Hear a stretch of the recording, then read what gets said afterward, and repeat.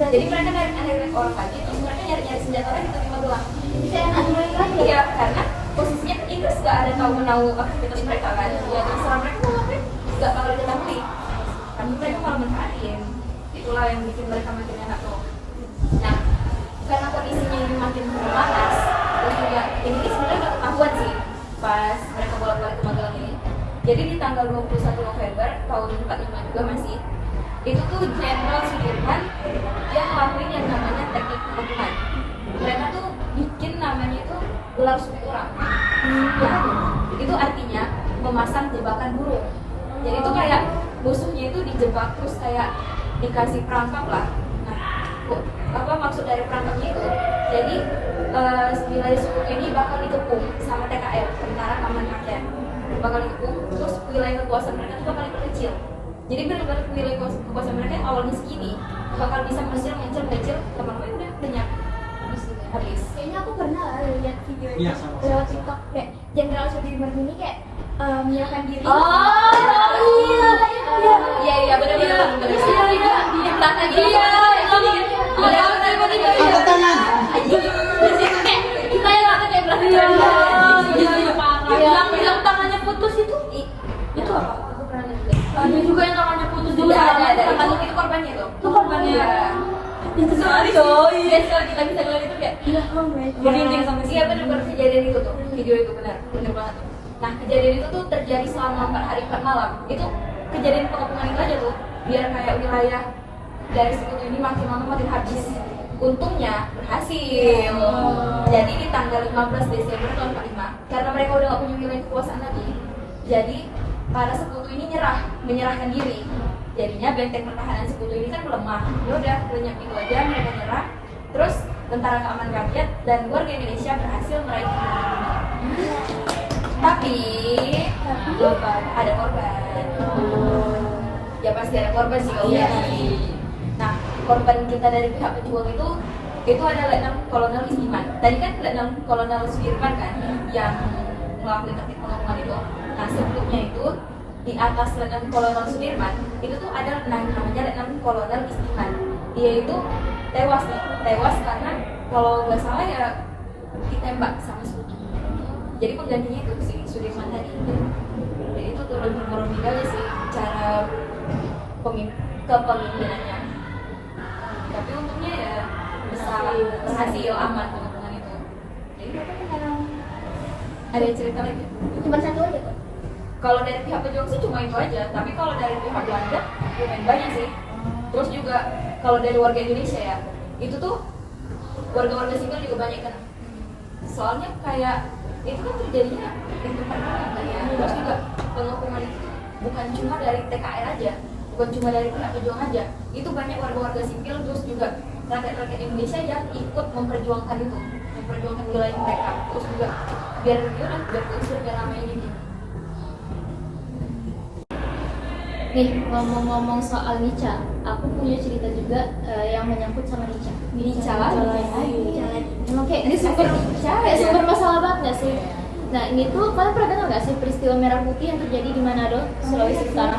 Enggak dengar aja sekilas gitu sih. Aku ceritain ya. Jadi peristiwa merah putih yang terjadi di Manado ini itu tuh kayak bentuk perlawanan rakyat Manado, Sulawesi Utara terhadap tentara sekutu sama Nica ini. Nah, mereka tuh juga ngelakuin ini itu untuk mempertahankan kemerdekaan Indonesia. Terus mereka juga melakukan kayak penolakan itu loh, karena provokasi Belanda yang menyatakan kalau misalnya Indonesia itu merdeka cuma Sumatera sama Pulau Jawa aja. Itu kalau nggak salah aku di perjanjian Linggarjati itu. Iya.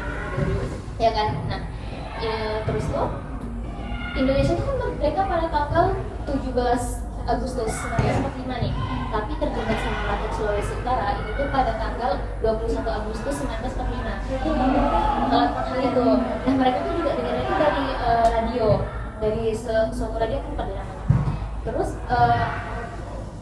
Terus peristiwa ini itu melibatkan berbagai himpunan rakyat, kayak ada pasukan KNIL, terus ada pribumi, pasukan rakyat, terus ada lain-lain juga. Ya banyak banget loh yang terlibat. Nah, pas mereka kan Indonesia rakyat Sulawesi Utara ini kan mendengar kalau misalnya Indonesia merdeka itu pada tanggal 21 Agustus lagi kan. Pas mereka ngedengar itu, mereka tuh kayak langsung ngibarin bendera merah putih di seluruh area, termasuk gedung-gedung kayak perayaan gitu lah, termasuk gedung-gedung yang dulu itu dibikin sama Jepang. Mereka juga ada meluncurkan senjata sih di situ.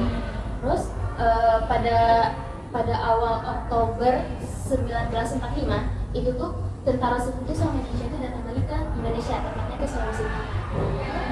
Nah, pas mereka datang ini kayak kan tadi tuh kayak mereka tuh udah senang-senang banget kan, kayak udah Indonesia udah merdeka nih. Nah, pas mereka datang itu tuh Sulawesi Utara itu tepatnya Manado itu tuh jadi ribut lagi kayak gitu lah, karena kayak apa nih, kami udah merdeka loh, kami datang lagi gitu kan, ada lagi. Terus tapi di sini salahnya, aku nggak bisa bilang salahnya juga ya, aku nggak tahu kenapa rakyat Manado itu nggak melakukan perlawanan. Jadi pasrah aja gitu. iya, kayak pokoknya di situ kayak mereka tuh nggak melakukan perlawanan, jadi kayak wilayah mereka itu tuh berhasil lagi didudukin sama tentara sekutu sama Indonesia. Berhasil ditempati lagi. Iya kan. Nah, ngelihat ini Udah capek gak sih? iya kayaknya udah kayak aku salah. Nah, tapi di sini ada yang namanya Letnan Charles Triscaulu sama Sersan SD Wisan. Mereka tuh nggak tinggal diam nih kalau ngelihat ngelihat Manado itu kayak kembali lagi didudukin lagi tuh sama Inca sama tentara sekutu itu kan. Jadi mereka tuh kumpulin pasukan-pasukan mereka untuk melakukan perlawanan, untuk menyerang gitu lah, untuk menyerang markas pusat militer Belanda, untuk ngambil alih gitu. Nah, itu berhasil. Nah, mereka tuh udah ngerencanain ini tuh dari tanggal 7 Februari 1946. Udah dari luar. Iya, nah itu dibantu sama salah satu politis kalangan sipil, namanya itu kalau seingat aku ya, Werner William Lampiet. Kan pernah nggak sih? Nah, itu kalangan sipil dia yang ngebantu perencanaan itu lah gitu. Nah, puncaknya itu terjadi pada tanggal 14 Februari 1946. Nah, tapi sebelum puncaknya pada tanggal 14 Februari 1946, itu tuh Sersan sama Chinese itu ditangkap sama pihak Belanda, sama Nica kan berarti. Nah, mereka tuh ditahan. Jadi kepemimpinan untuk melakukan pemberontakan ini itu dialihkan ke salah satu komandan, namanya itu Kadirun Tukamu. Dia itu seorang pemimpin anggota KRIL dari Minahasa. Nah, Itu daerah Manado juga. Minahasa asli. Oh iya, iya. Minahasa itu nama suku ya? Enggak, nama daerah. Terus tuh mereka ini kayak rakyat Manado sama pemimpin-pemimpin lainnya ini, itu tuh mereka kayak nyusun rencana gimana cara kita ngebebasin Charles sama Sersan sama pemimpin-pemimpinnya. Ada beberapa pemimpin lagi yang ditangkap, cuman aku gak ingat nama-namanya sih, karena lumayan ada banyak yang ditangkap. Nah, atas kerjasama mereka yang baik nih sama pejuang-pejuang lainnya untuk ngebebasin Charles sama Sersan dan pemimpin lainnya, itu tuh mereka berhasil ngebebasin Charles sama Sersan dan pemimpin lainnya ini. Terus setelah mereka udah berhasil dibebasin, itu pertempurannya itu dilanjutin lagi. Nah, puncak peristiwanya itu perobekan bendera Belanda sama kayak tadi. Oh, sama kayak ini lokasinya beda. Enggak, di Manado juga. Nah, mereka tuh ngerobek bendera Belanda yang bagian birunya, jadinya sisa merah putih itu kan. Iya, mirip apa ya? Mirip karena mungkin ya siapa suruh bendera sama gitu kan. Iya, Mungkin kan robek aja birunya. Terus di sini ada salah satu pihak Belanda yang berhasil ditangkap, namanya itu Letnan Verwaryen kalau nggak salah aku. Nah, dia itu berhasil ditangkap. Tapi keberhasilan kita tadi nih yang kita menang gara-gara ngelawan mereka itu nggak bertahan lama. Pada awal Maret 1946, kapal Belanda itu mendarat di Indonesia. Nah, pemimpin-pemimpin tadi itu tuh kayak diajak kayak berunding gitu lah, kayak diajak rapat. Tapi itu cuma alibi. Nah, niat asli mereka itu untuk menahan para pemimpin tadi. Jadi jadi pihak Belanda itu kembali menyerang masyarakat Manado, tapi karena pemimpinnya ditahan, otomatis perlawanan lemah dong dari pihak kita kan. Nah, berarti pemimpinnya ini kayak ditahan karena itu kayak cuma alibinya. Mereka tahu nggak pemimpin ini? kayaknya nggak tahu sih ya, kalau tahu pasti nggak mau kan dia. Lebih ke penculikan Iya, ya. iya kan. Nah, terus di pada tanggal 11 itu tuh mereka melakukan pertempuran lagi, kayak perlawanan lagi gitu kan. Indonesia kalah. Jadi pada saat itu mereka kembali masyarakat Manado itu kalah, jadinya Manado itu kembali didudukin sama Nica sama terus Jadi benar-benar nggak ada kemenangan sama sekali. Nggak ada. Cuma yang bentar tadi aja. iya. Jadi itu nggak boleh ya senang iya, kayak kita memang nggak boleh terlalu senang ya, pasti nanti ada sedihnya kan. Nah tapi aku nggak tahu ya kalau misalnya ada peristiwa lain yang kayak ngebuat masyarakat Manado tuh menang lagi gitu. Nah karena kejadian ini tuh dibuat sebuah monumen gitu loh, namanya BW Lampion yang benar William Lampion tadi sama monumen Charles Tristan tadi. Di aku lupa, tapi pokoknya masih di kawasan Manado, Masih di daerah mana? di pabrik kan. Jadi aku tuh sering kan jadi mencuri senjata. Itu mencuri itu apa sih? Mencuri itu mengumpul Iya, kayak mengumpulkan senjata senjata gitu. Kalian ada cerita gitu tentang zaman-zaman dulu setelah kita merdeka? Tapi aku sesudah merdeka. Oh. Ini tuh dari kota yang paling cantik di Jawa Barat.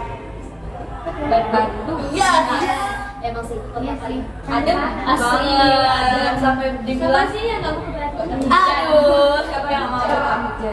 Terus kayak dibilang Bumi Pasundan lahir ketika Tuhan sedang tersenyum. lanjut cerita. Nah, ini adalah peristiwa di Bandung atau biasa disebut dengan Bandung Lautan Api. Oh, ada lagunya. Ada lagunya juga. Halo Bandung, ibu kota periangan. Lanjut ya. Pada 23 Maret 1946, Bandung ini didatangi oleh Nica dan juga sekutu. Ninja sekutunya memang Nica sekutu, Nica sekutu. Bukan Dua masalah itu itu ya? Iya. Satu sirkus. Iya lagi sosial.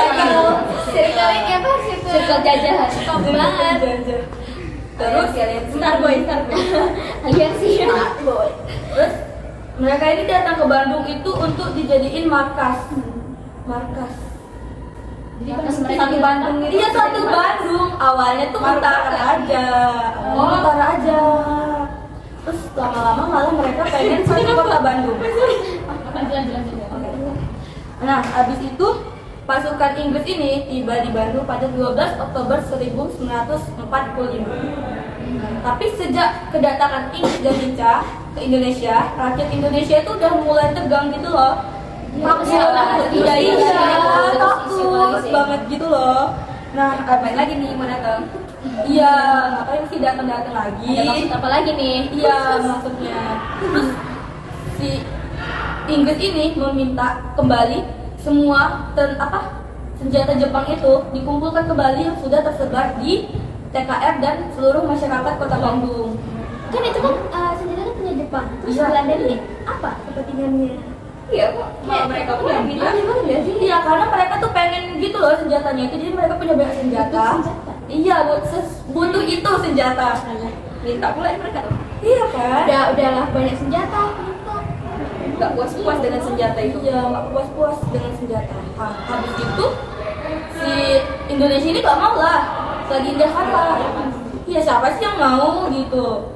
Terus pada tanggal 21 November 1945 Inggris ini mengeluarkan ultimatum yang pertama, yaitu untuk mengumpulkan seluruh senjata yang ada di masyarakat Indonesia kecuali TKR untuk dikumpulkan di dalam satu gudang.